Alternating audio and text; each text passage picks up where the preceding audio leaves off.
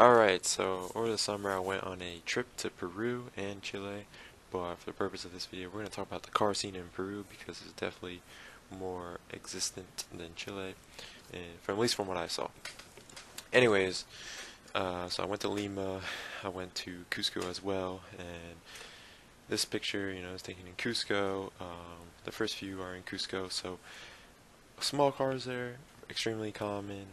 Manual transmissions, very common for all the cars. So in the first picture, you had aftermarket rims, some letters on the tires. Here in this picture, we got a white Hyundai with some decals on the window, and that's also very common. Random cars with decals all over them. It's really cool to see. It's like something from like Tokyo Drift almost. Now this is really rare. It's a Volkswagen. That's rare in itself. Not too many German cars out there, and it's highly modified, as you see, with the light bar and the headlights as well as the black rims. So definitely one of the cooler cars I saw, and of course that was in Cusco.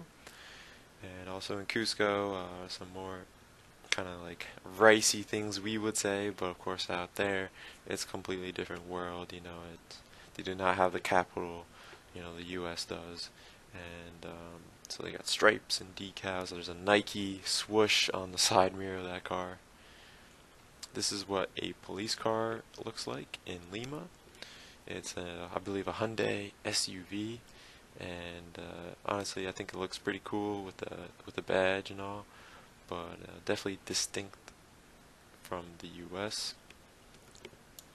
Okay, so here we have a Mercedes-Benz in Lima. Lima definitely had more German cars, luxury cars, something you really wouldn't see back in Cusco.